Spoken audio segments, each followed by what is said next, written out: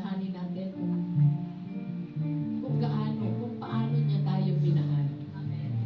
Minsan, take for granted natin, di ba? Pero isang malaking pagkakataon ito na tayo sama-sama sa iisang spirito na ma-remember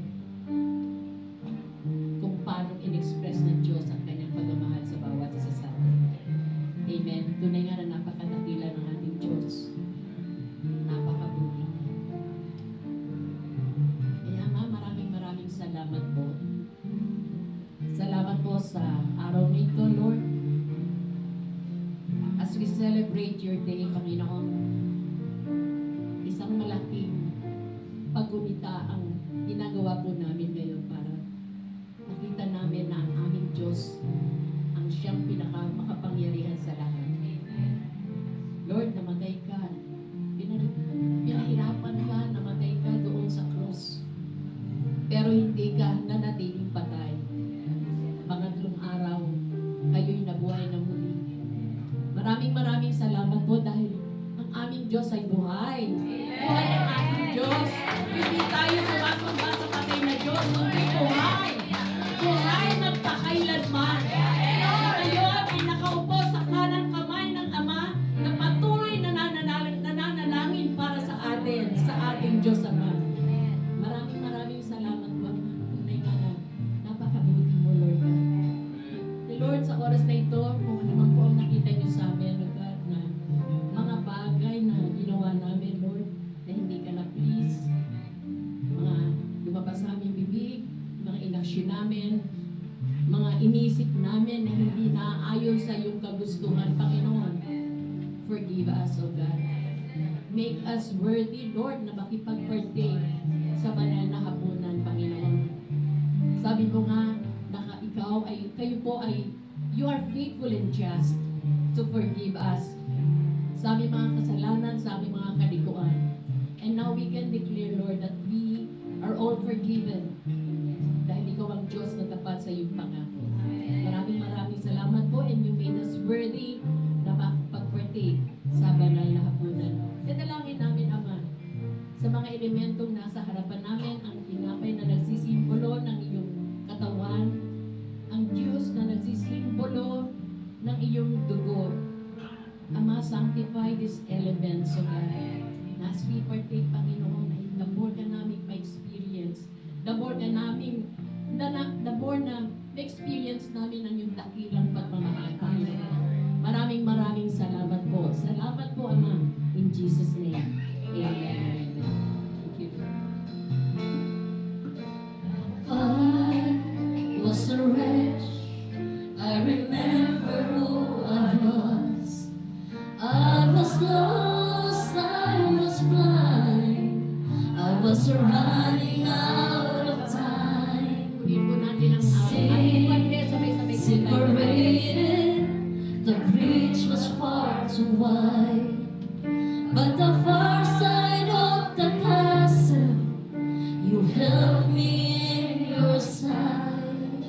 So you made a way across the great divide, laid behind heaven's throne to build it here inside. So there at the cross, you paid the debt I owe. Freed my shame, freed my soul. For the first time I had hope. Thank you, Jesus, for the blood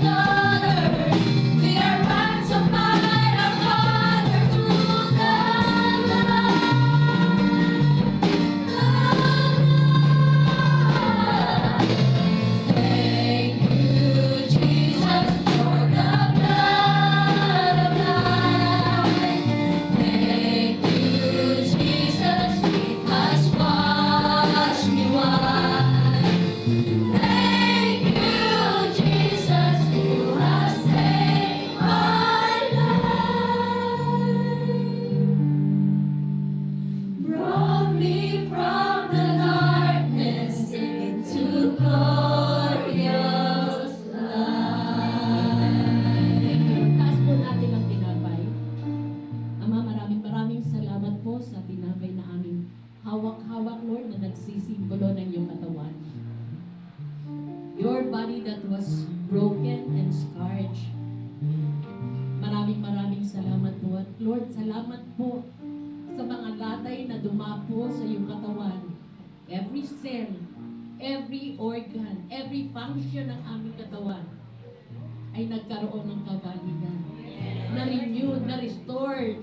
O Ama, maraming salamat po. Salamat po. Salamat po, O God. Amen.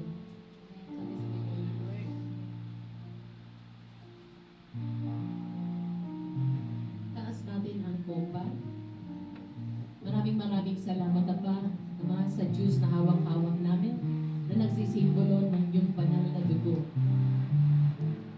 Dugo na tumigis doon sa cross ng Kalbaryo. Dugo na nagbigay ng kalayaan sa aming mga kasalanan, sa aming mga sakit, sa aming kahirapan. Maraming salamat. Tunay nga na, Lord, gaano mo kami kamahal, ay hindi po namin matutugpasan ito, Lord. But you know our hearts, Lord, mahal ka namin. Mahal ka namin, Panginoon Jesus. Mahal ka namin. Salamat po, Ama. In Jesus' name. Amen. Sabay-sabay po natin. Amen. Tunay nga na sa ating Diyos lamang ang buong kapurihan, buong pagsamba, buong kadakilaan, buong kaluwalhatian sa pangalan ng kanyang anak na si Kristo Jesus at sa kapangyarihan ng kanyang banal na Espiritu. Amen and amen.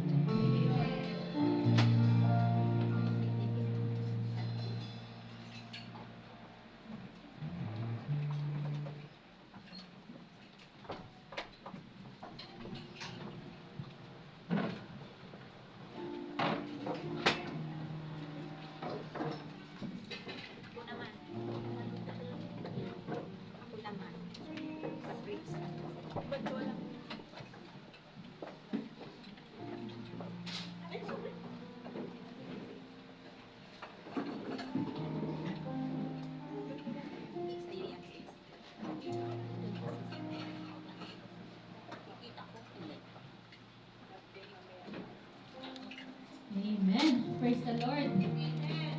How are you, church? Yes! Sabi po, when kanina po sa worship, parang I heard there's a lot going on.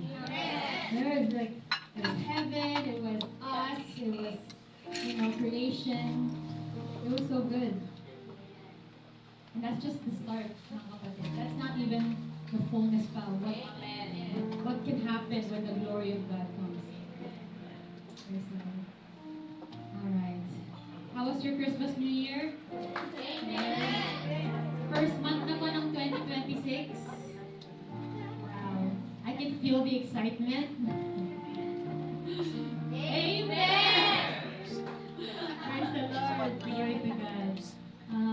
Let's pray. Thank you, Jesus.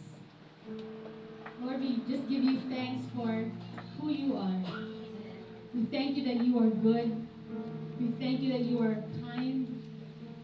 And that you love us so much, Panginoon. Thank you, Jesus, that we are here today because of your grace.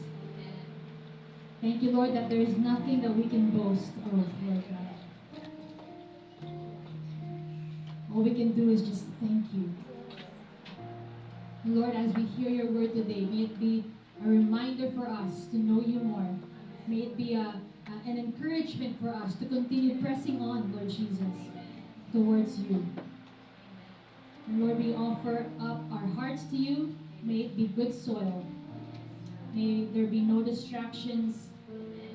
May our hearts just be focused on you, Lord. All for your glory alone. In Jesus' name we pray. Amen. Praise the Lord. Amen. Who remembers last month's sharing Advent? Nice, good job. Everyone's ready na to answer that question as the first question. So today, I just feel led kasi nga po, di ba, nag 30 years old na po ang church.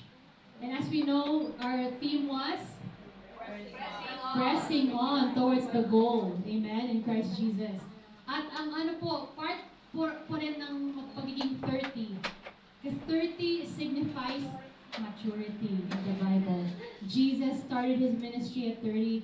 Joseph the dreamer started his became parang prime minister ng Egypt at 30.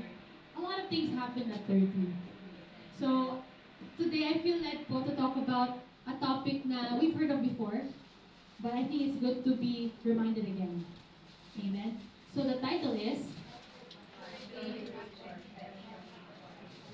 Amen. Sabay-sabay. Amen. All right. So, do you remember that I talked about this a long time ago or not really? Many years ago po eh. So, yeah? So, it's fine to talk about it again. Amen. Because I think it's important. Okay, so in order to press on, we need to be mature. Amen. All right. Before we start po about what is maturity and perfection according sa Bible, umpisahan muna po natin sa ano yung hindi maturity. Okay? Diba? It's better para clear na clear. Hindi pala to maturity. Hindi pala to perfection. Okay? Kasi even when you look at this po, pag sinabing perfect, ay wala na ako dyan. Diba? Sometimes people will say that po, ay hindi na ako kasama dyan. But let's reread. Let's rethink about this. Okay, so first, what is not maturity? First slide, please. Maturity is not an aging process. Okay? Gray hair does not mean maturity. It does not mean that when you have white or gray hair that you have reached the idea of maturity. Because we are aging, but that does not mean we are maturing. Because there are people at 80 years old na hindi pa mature. Tayo ba yun? Hindi po. Alright. Because maturity po is an attitude, hindi siya age. Alright? Our age is beyond our control. We cannot control getting older. But whatever yung age po natin, yung attitude natin, pwede magbago. Yung attitude po natin, pwedeng mag-grow. Amen? By the power and grace of the Holy Spirit. Okay, next point. So number one, maturity is not an age process. So even if you have white hair, are you mature? No. Even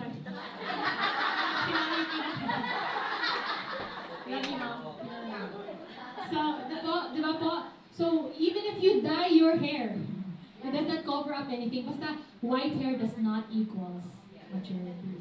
Although, the Bible does say that those who are older have more wisdom. Kasi nga, mas marami pinagdaanan. But, many people, maraming pinagdaanan, pero hindi pa rin nag-mature. Agree to that? Agree? Alright. Next point po. What is not maturity? Maturity is not instantaneous and final. Do you agree? Yes. It is a, definitely process. Definitely. Hebrews chapter, wala pa dito yung Bible verse, but you can write it down. Hebrews chapter 6 verse 1. Hebrews chapter 6 verse 1. Kahit anong version po. Hebrews chapter 6 verse 1.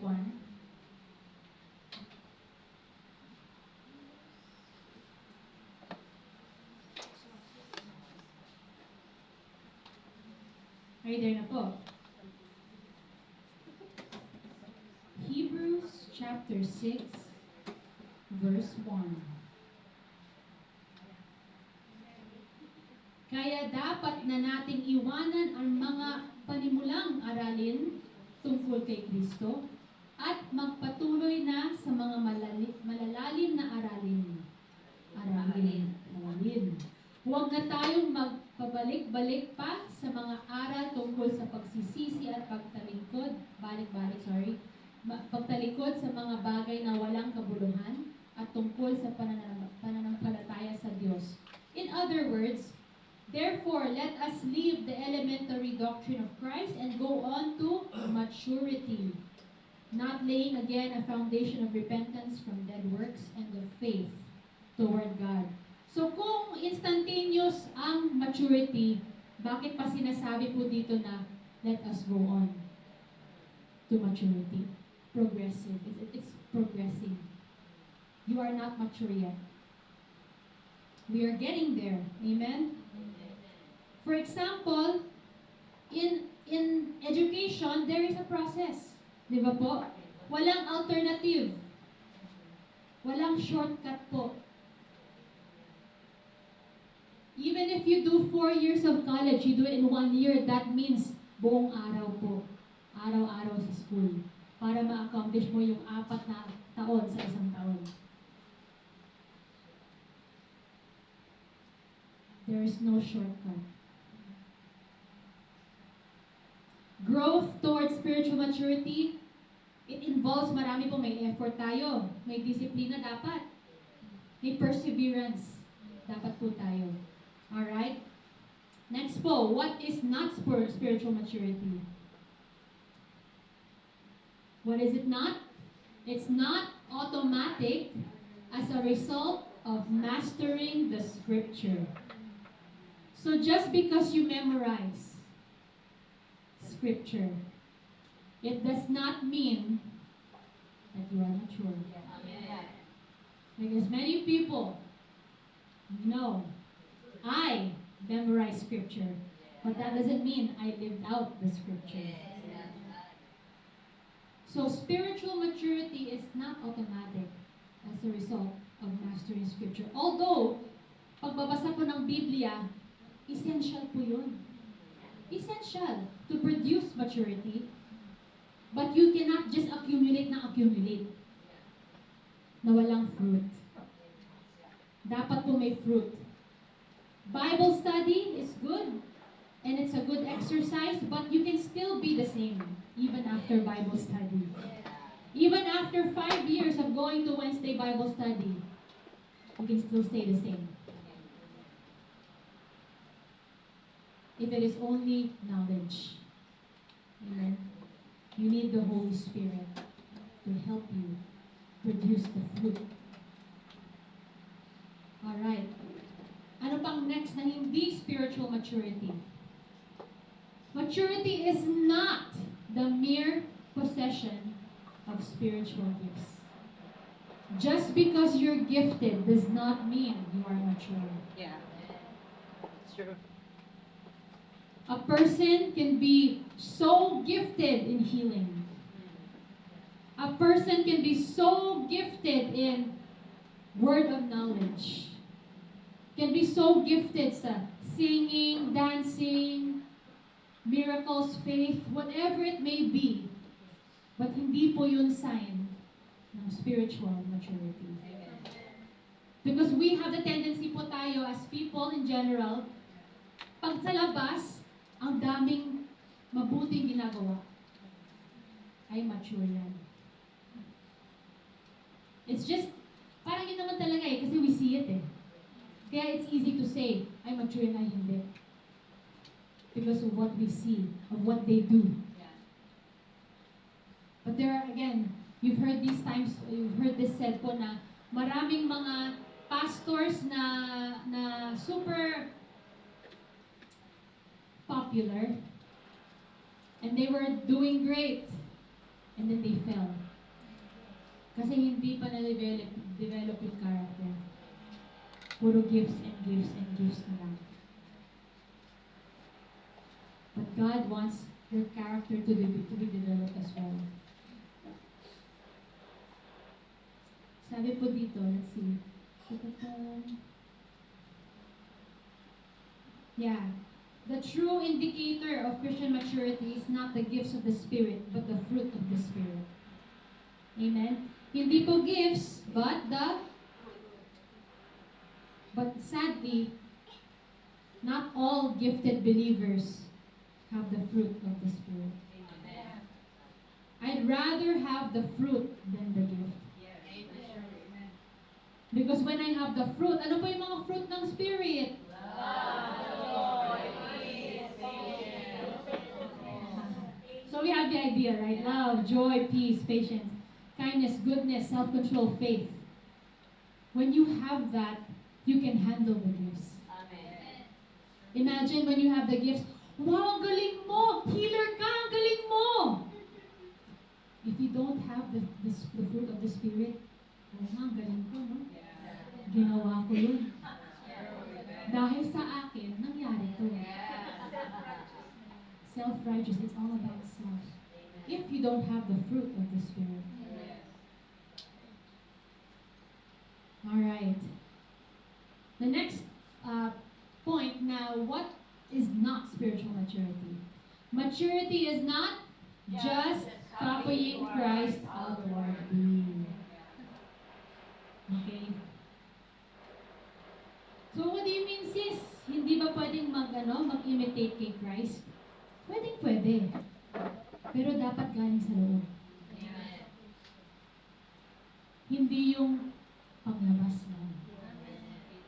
Pampakitang labas. Pampakitang labas. Pampakitang labas.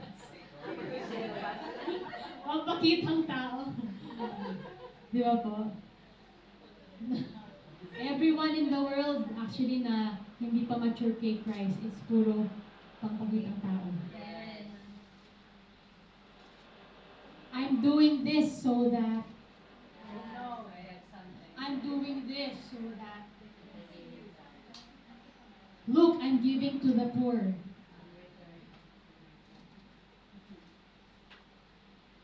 It's all pakitang tao. But what Christ wants is Christ inward and outward. No one can live the life of Jesus without Jesus.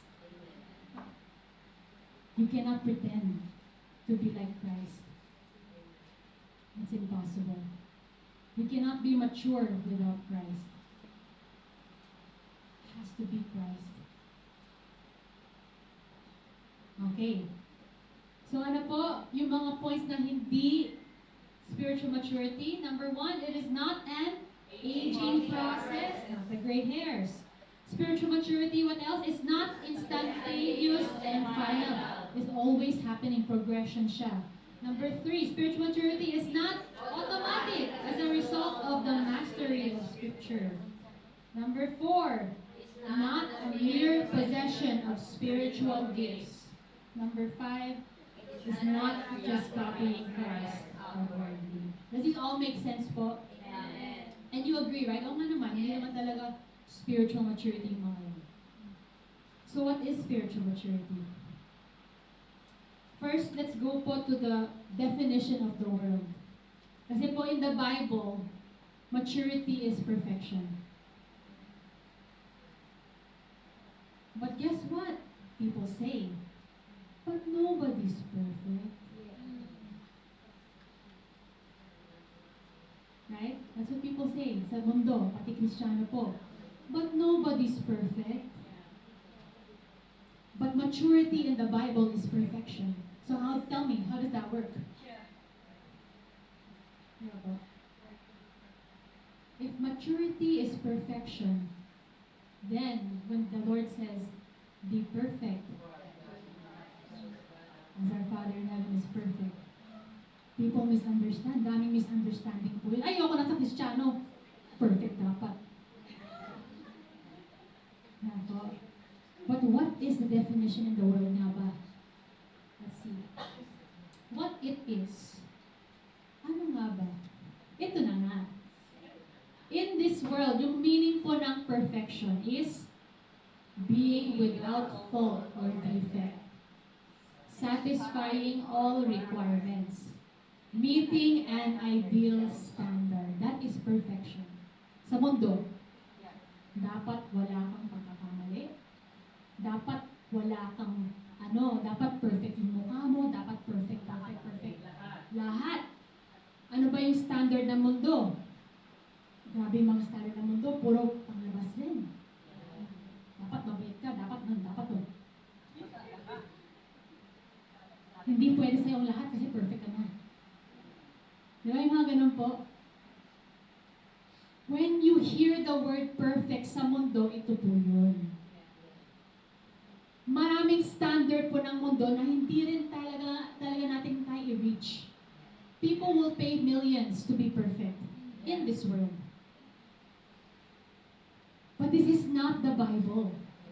Okay? Please clear out, remove your understanding of yung meaning ng perfect sa mundo. Kasi pag sinabing, wala namang perfect eh. But why, what the Bible says, be perfect. Oh God. So when you think about perfect, kasi depende rin eh, pag yung kausap po natin ay, yung isip niya, yung meaning ng perfect ay kabunduhan.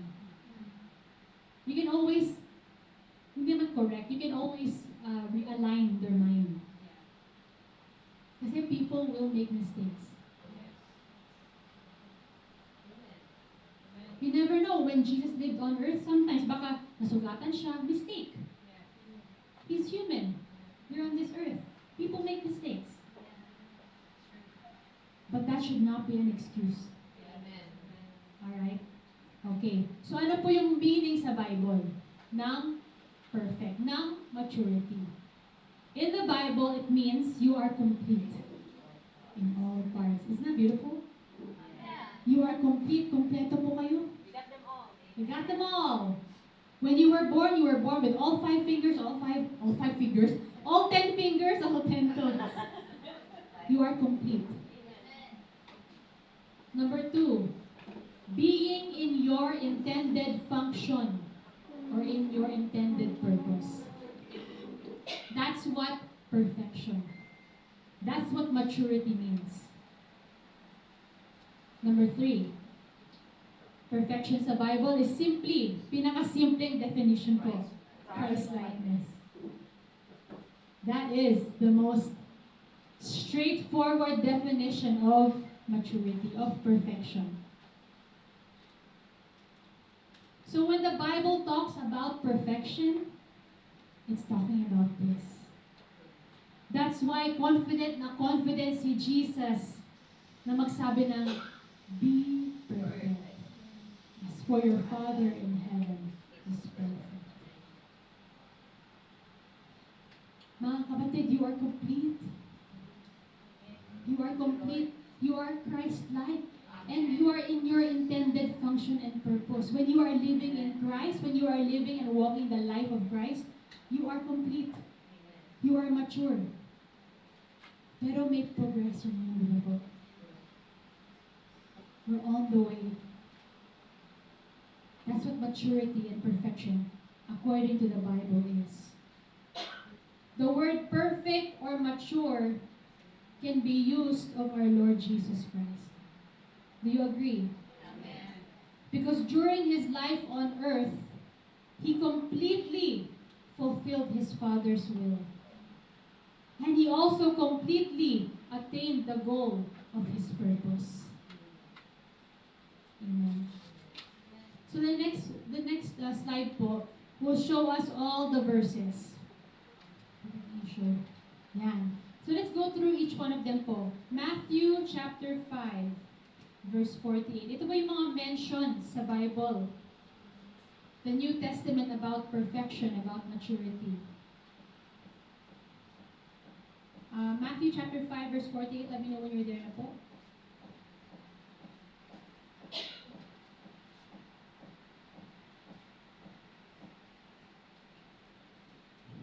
If you're there na po, say amen.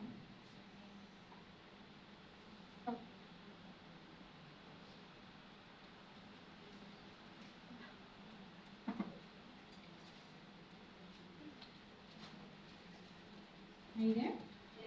Amen. You therefore must be perfect, as your heavenly Father is. So you therefore must be complete, lacking nothing. You therefore must be in your intended purpose and function. You therefore must be Christ-like. Okay, next verse. James chapter 1, verse 4. James chapter 1, verse 4. If you're there na po, you can say amen.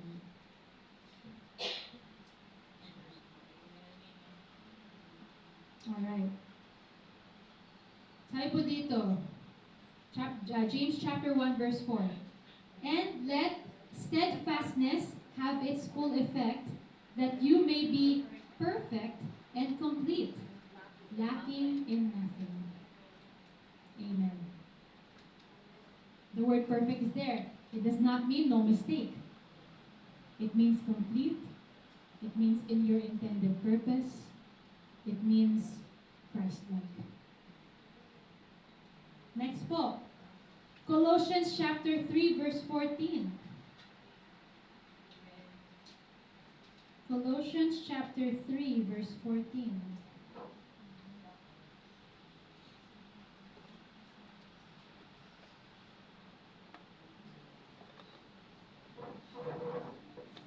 When you're there na po, say amen. Amen. Alright, can someone read it?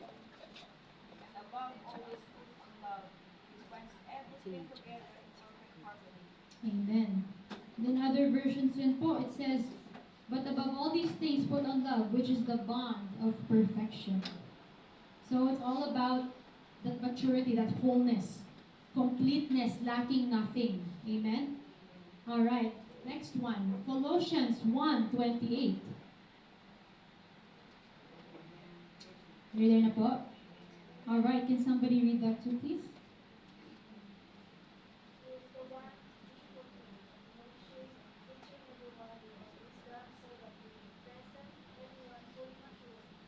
Yes. Yung fully mature po dito, it is basically perfection. So, perfection in the Bible, what does it mean? Complete. Maturity. Lacking nothing. Christ-likeness. So, ito lang po, it's all just to clear. All of this is just to clear our mind about what perfection means. Okay? I don't want us to think perfect is unreachable. Because perfect just means maturity. Wholeness. Thank you, Lord, for making us perfect. Can you say that? Thank you, Lord, for making us perfect. Is it hard to say? No. It's the truth. Yes.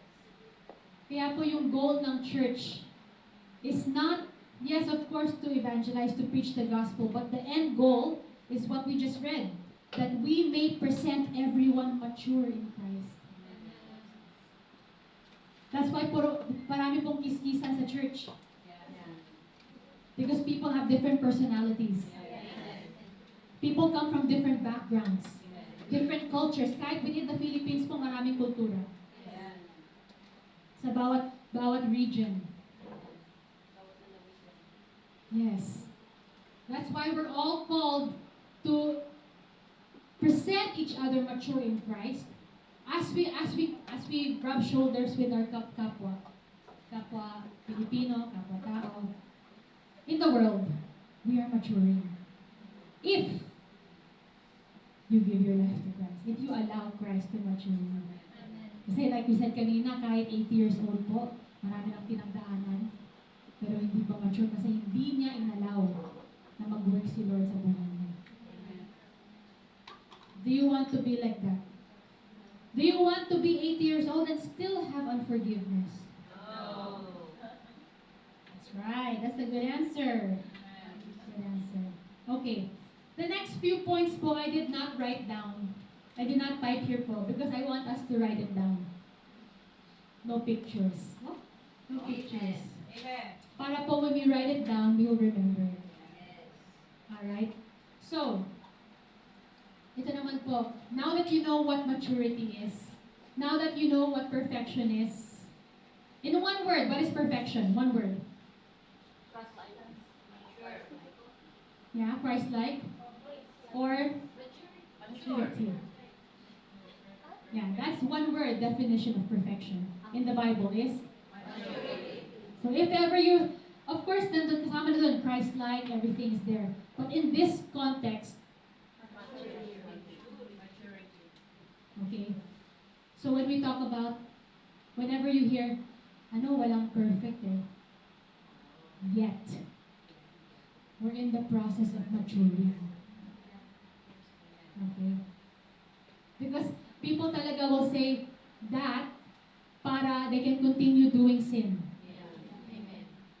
Nobody's perfect, so I can keep sinning. Why should I grow? Nobody's perfect. Why should I stop sinning? Nobody's perfect. I want that to get out of our heads. Because Christ did not die for you to go back to sin. Amen?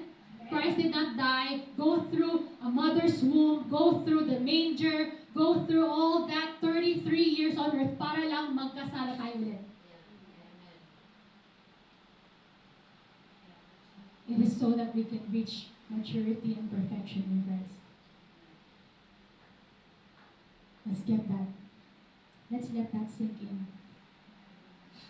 Because our life on this earth is not about us. It's not about us. Okay. So number one, if you know now what maturity, perfection is according to the Bible, let me give you some practical signs of maturity sa buhay natin. Ano ba yung sign na mature ka? Okay. Yes. Number one, write this down. Number one. Spiritual maturity is doing the right thing when nobody is watching. Amen. Write that down. Spiritual maturity is doing the right thing kahit walang tumitingin. When nobody is watching. I'm going to repeat. Spiritual maturity is doing the right thing when nobody is watching. Tapos, pwede niyong isulat po yung verse. Doing the right thing when nobody is watching. We can write down the verse. Proverbs chapter 10, verse 9. Proverbs chapter 10, verse 9. Okay. When you're there na po, say amen. Proverbs chapter 10, verse 9. Yeah.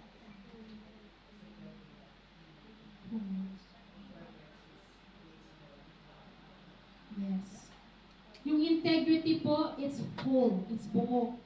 Na kahit malaman ng tao kung anong ginagawa natin behind closed doors, okay lang sa atin. Buo ka.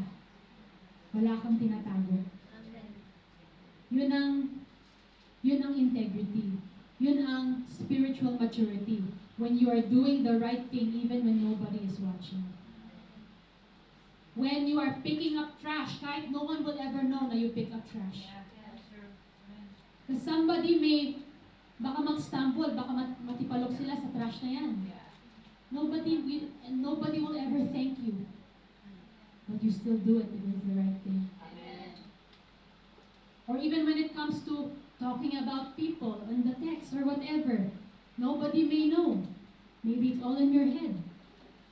You think about someone. Think about the right thing even when no one knows. Yeah. That's sign number one. Everybody wrote that down? Amen. Okay, number two. Spiritual maturity. One sign of spiritual maturity is when you have mastered your mouth. Spiritual maturity is when you have mastered your mouth. Or tongue, yes. Spiritual maturity is when you have mastered your mouth.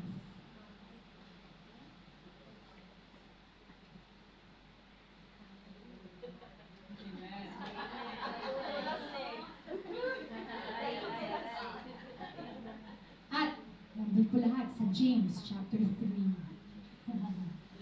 James chapter 3. Actually, ang dami pong mga signs eh. Pero these are just a few. James chapter 3 actually. James chapter 3. Verse 3. onwards.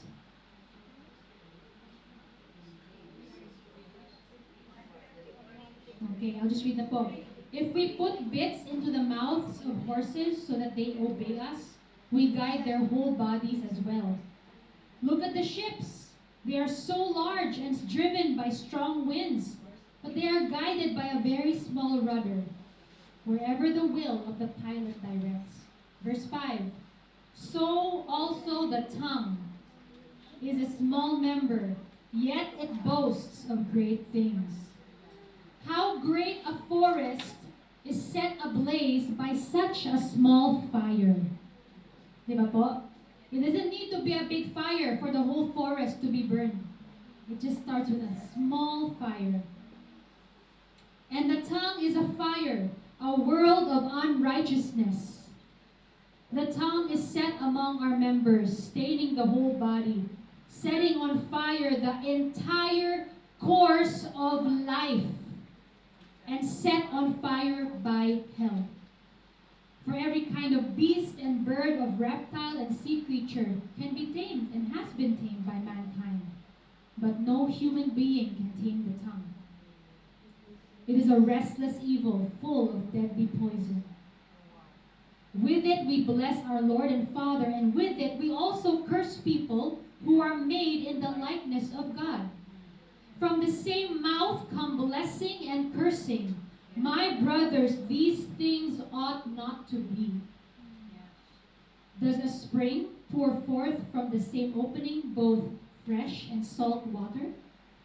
Can a fig tree, my brothers, bear olives and also produce figs? Neither can a salt pond yield fresh water.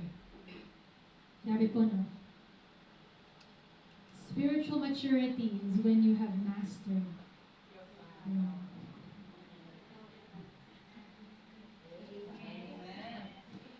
Sink in.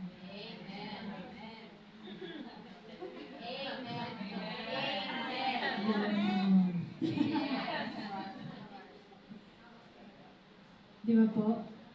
Sabi nga po dito, the whole course of your life the tongue can set on fire your whole life. Ganun ka-powerful po yung bibig, yung tongue natin. With it, you can bless the Lord Father God, and with it, you can curse the person that was created in His image. Literally.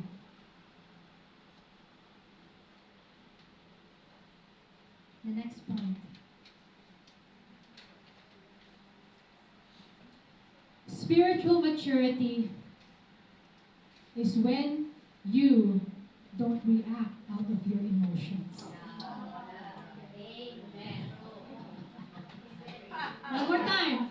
Spiritual maturity is when you react out of your emotion.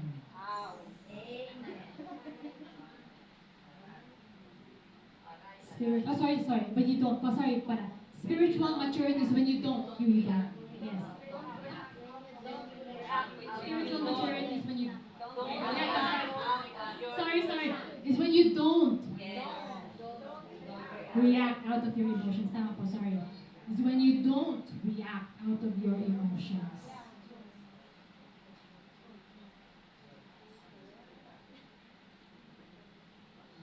Tapos may katugtong po. But you respond by the fruit of the Spirit. Okay. Spiritual maturity is when you don't react out of your emotions, but you respond by the fruit of the Spirit. Okay. So as we go through these signs po, wag po natin i-compare or i-align or ilagay sa katabi ng isang tao. Like, ay hindi siya ganyan. Kapatid, it's you. Alright? Don't be like, ay hindi siya mature kasi hindi siya No, look at yourself. Yes. And look at God. Of course, look at God most importantly because He is our mirror, di ba po? So if hindi po nag-reflect yung mga signs na to sa buhay natin, hindi po pang-condemn. Hindi pa, hala ka, hindi ka nag-ano. Not like that. Hindi po yun ang goal. Yung goal po is para ma-realize po natin and then we can go towards perfection. Amen. Okay? Please don't feel guilty, don't feel bad, don't feel ashamed. This is Christ loving you. Jesus loves you and He wants you to know if na-hurt ka, if natatamaan ka, huwag mapapekto. Instead, magbago. Okay. Alright, what's that point again? Spiritual maturity is? When we do not react with your emotions, but respond to the Holy Spirit. That's right. What happens po kasi when you react out of your emotions? What happens? Yes? Yes. Do you make good decisions? No. You make very poor decisions. Bad. Yes, when you react out of your emotions, it's all wrong. Kasi flesh po yun, di ba? You will have poor decision making and marami kang outburst. Ano po yung outburst? Yung parang, rah! Sabog, pasabog. Ano ba sabog?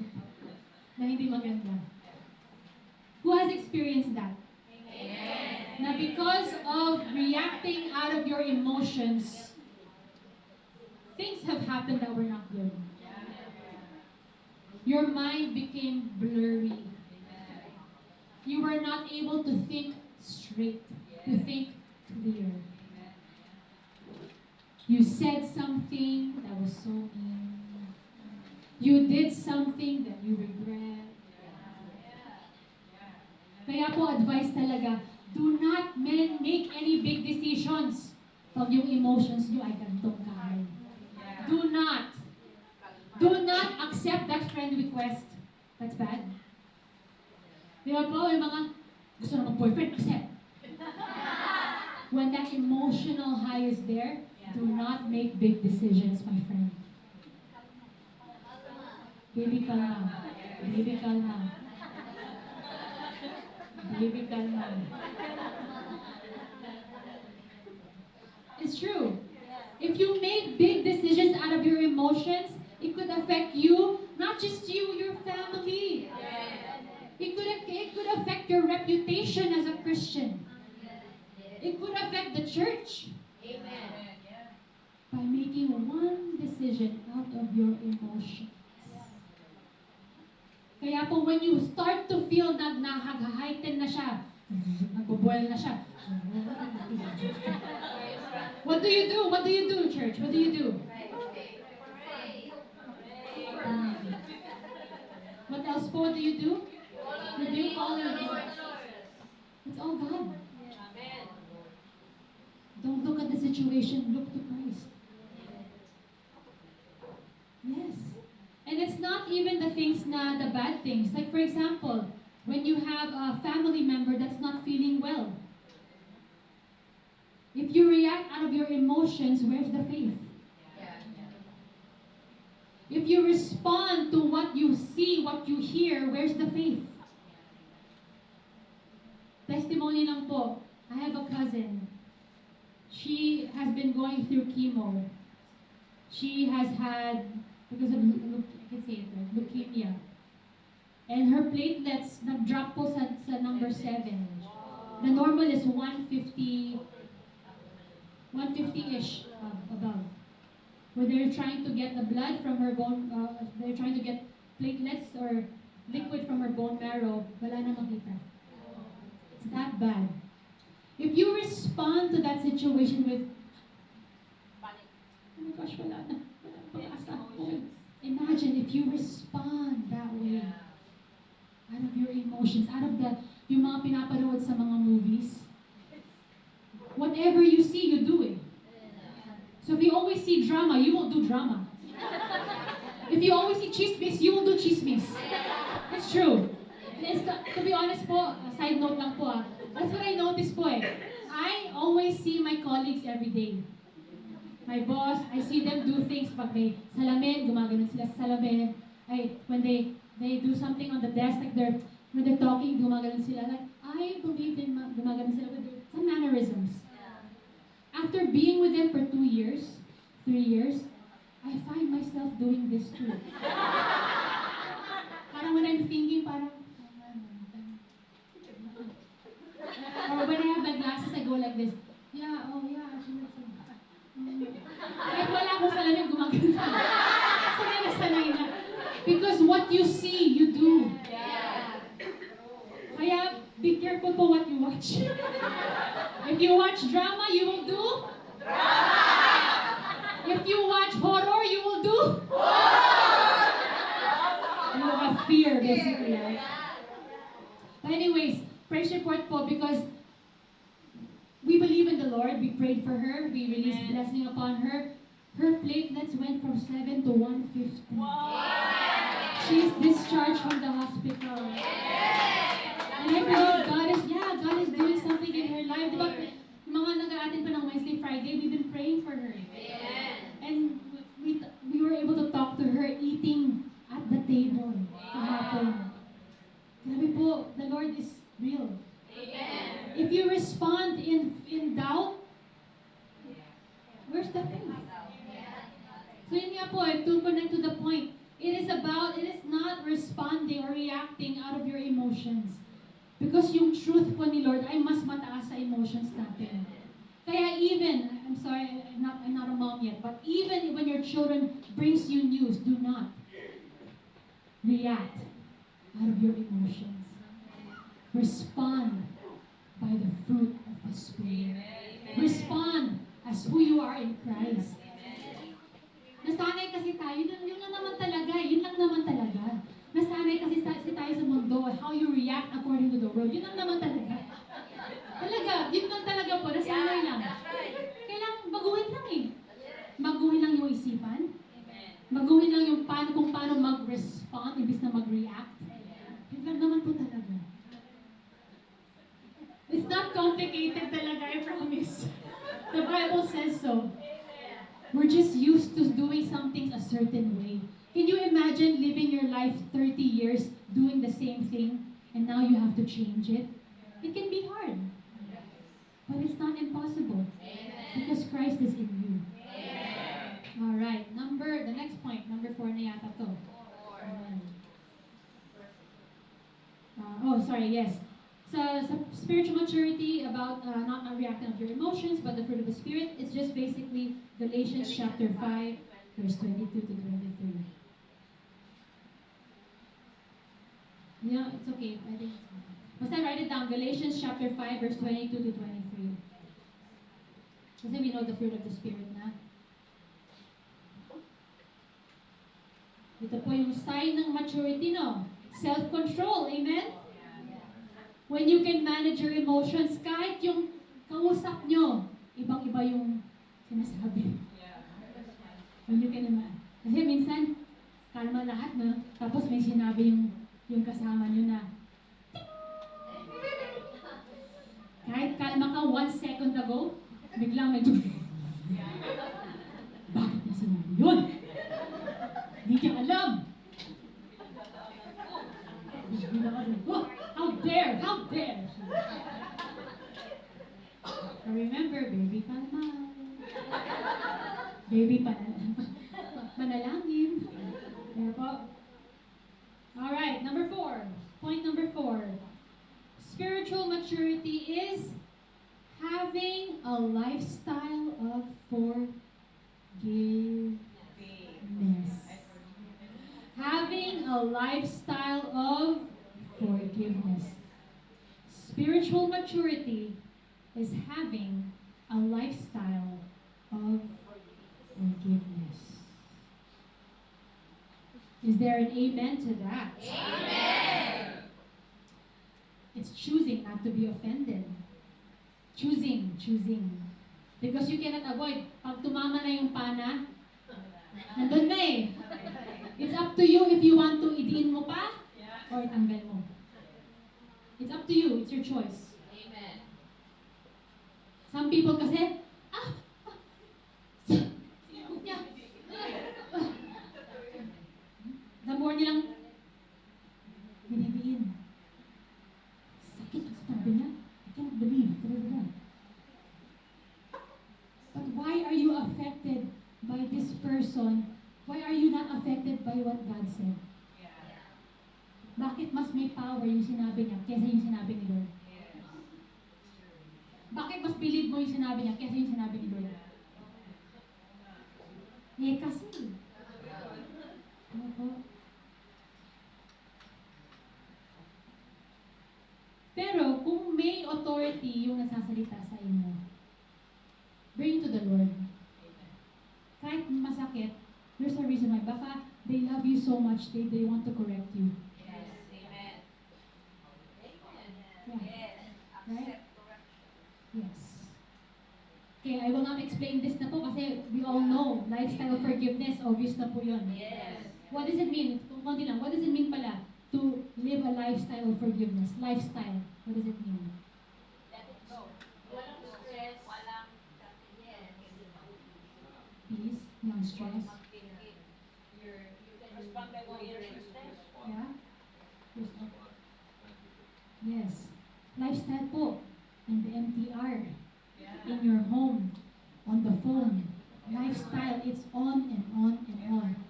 70 times 7 sabi ni Lord. Basically, unlimited. Unlimited forgiveness.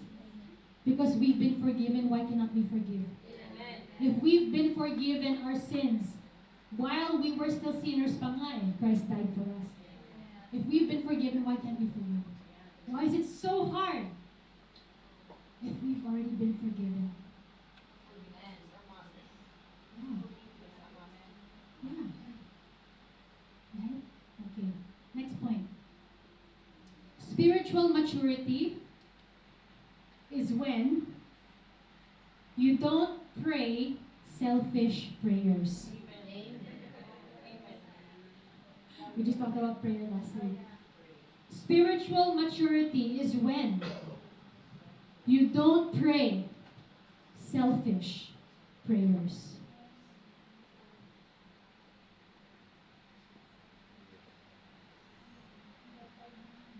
Does that make sense, bro?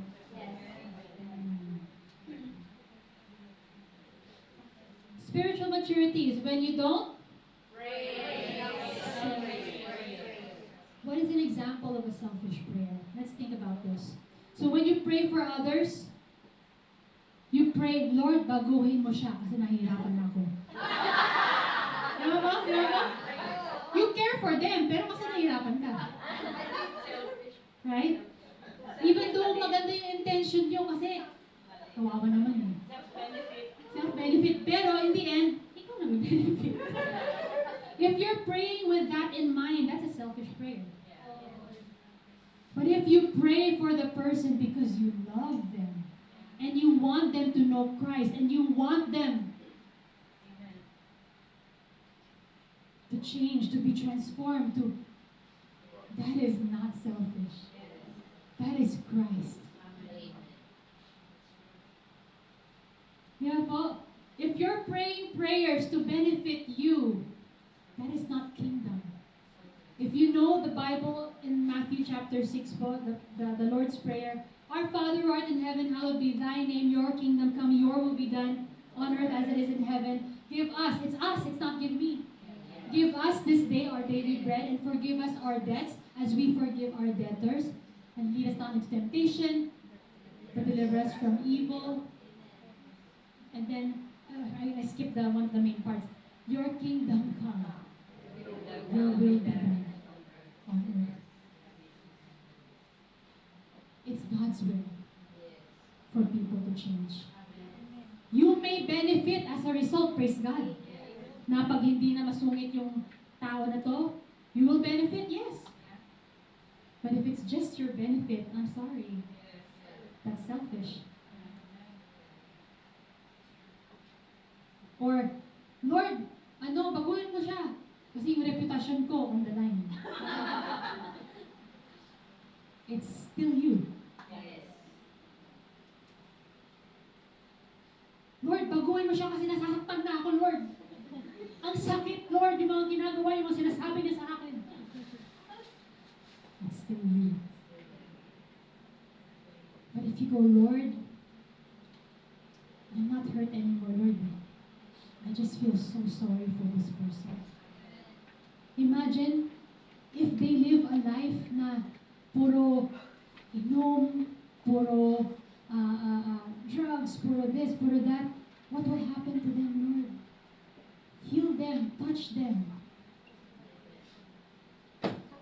transform them. And you are not in the picture.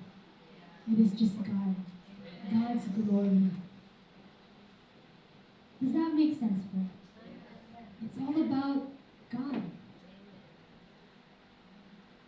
So just, even this po, it's actually hindi siya common na naririnig, but what are the selfish prayers that we've been praying? If it's not about God's kingdom, kasi diba, seek ye first the kingdom of God and His righteousness, and all these things will be added unto you. If you're so worried about you, you're not seeking the kingdom. Because when you seek the kingdom, and it doesn't just mean, mga kapatid, it does not just mean going to church. Seeking the kingdom is every moment of your life. The way you speak, the way you think about others. That's seeking the kingdom of God first.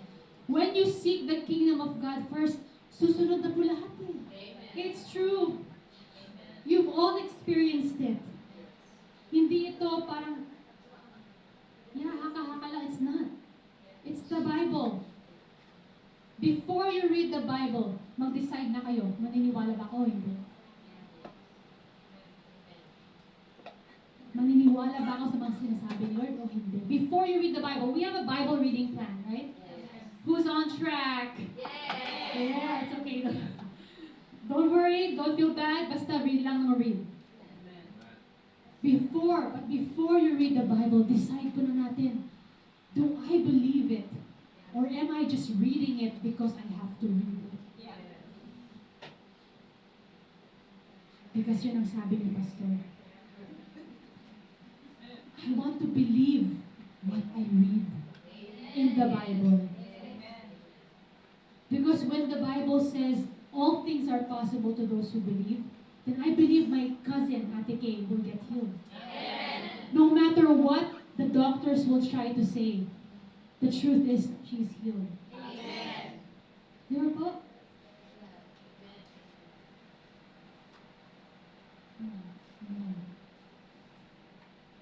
When you pray for others, you pray out of your love and mercy for them, not so that your life would be better. Kapag nananalangin ka para sa iba, nagdarasal ka dahil sa iyong pagmamahal at awa para sa kanila, hindi para gumanda ang iyong buhay. Does that make sense? It's not so that your life will get better, but it's so that Christ will be made known. Next point, spiritual maturity. Write this down. Is when you don't think you are better than others. Spiritual maturity is when you don't think that you are better than others.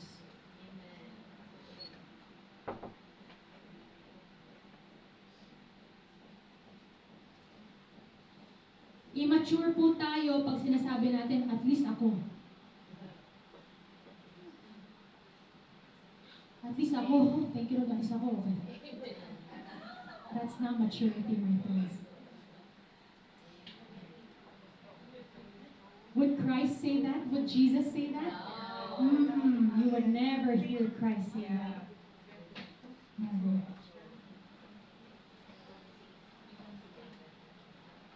Spiritual maturity is when you don't think you are better than others. Philippians chapter 2 verse 3. We're almost done. Philippians chapter 2 verse 3. When you're there, say amen.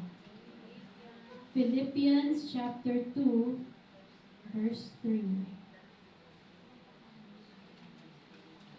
When you're there, say amen. Alright, can someone read it, please?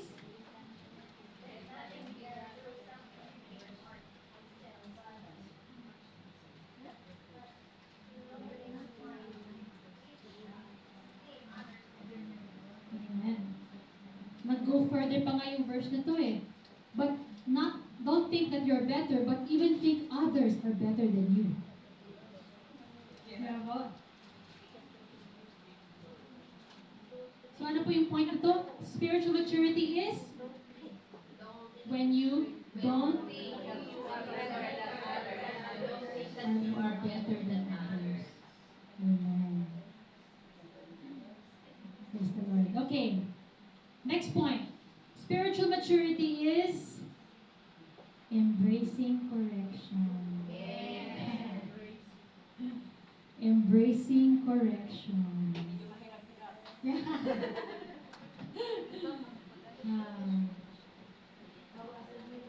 Embracing correction.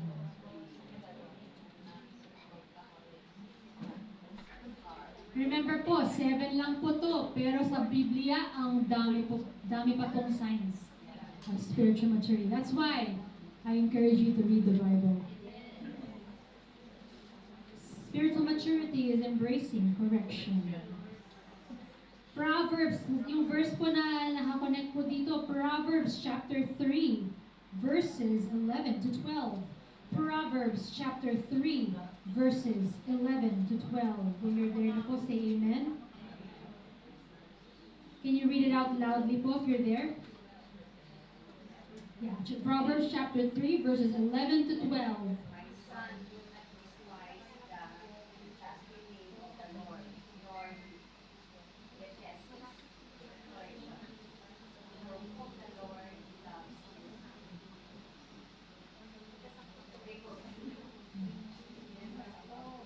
Just as a father the son will That's right. The Lord corrects whom He loves. Kaya pag na-correct po kayo, mag-rejoice kayo. Mali, sinabi mo kanina, thank you Lord, salamat po sa correction. Agad-agad. Huwag idibdib. Huwag.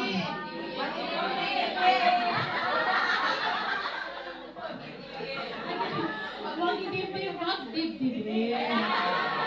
Diba, nagising po tayo lahat. Huwag dibdibin. Huwag i-personal. Because people will always say things, right? That are painful. But what we should personal is the Word of God. I-personal ang word ni Lord, hindi ang words ng iba. Huwag dibdibin. Salita na. Huwag dibdibin talaga.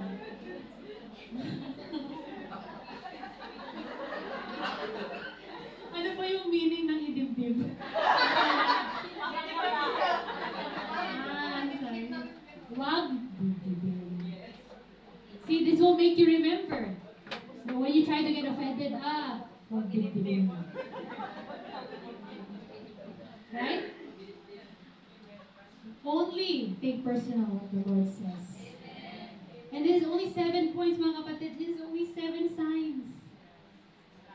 If you spend time just looking at this, am I doing the right thing when no one's looking? Have I mastered my mouth? Yeah?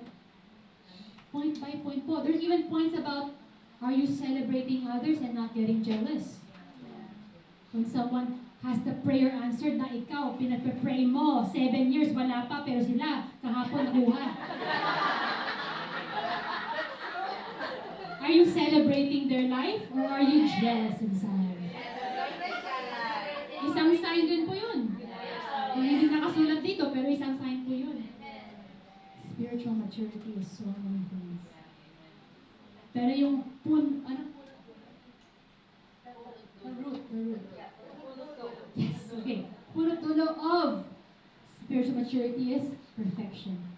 Is Christ-likeness, basically. Lahat po ng sinabi natin kanina, all the 7 points, it's all in Christ. So if you go one by one, hindi ako ganito. It's hard. Just be in Christ. And then lahat yan pa-follow.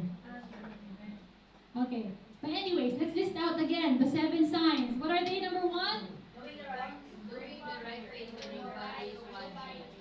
Number 2? When you are Amen. Number 3? when you don't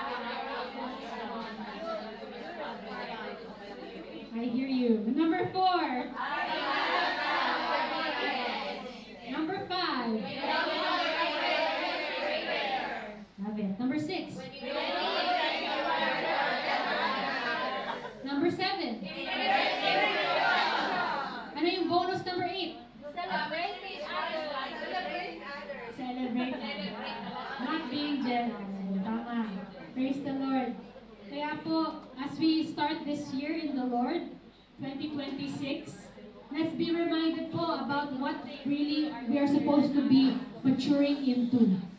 Kung ano yung spiritual maturity and perfection that we are talking about here. And you have your all your sisters and brothers here to be accountable. Ay, sis ha, sabi, bakit mo sinabi yun? Bad yun. Well, we can all be accountable for each other. At wag mo, friend.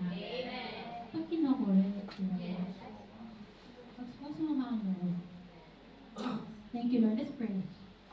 Thank you, Jesus, for your goodness and kindness, Lord God, for so kindly reminding us, so gently reminding us, Lord God, of what it means to be perfect, of what it means to be mature and Christ-like. But Lord, it is all through you. Wala kaming magagawa kung wala kayo, Panginoon.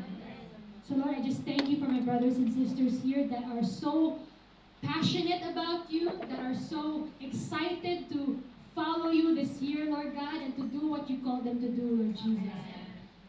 That everyone will do the purpose that you called them on earth.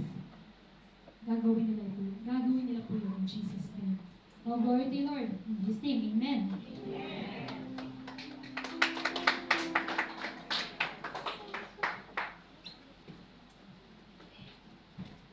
Amen. Thank you, Pastor Agapi, for the very powerful reminder and another spiritual awakening message for all of us.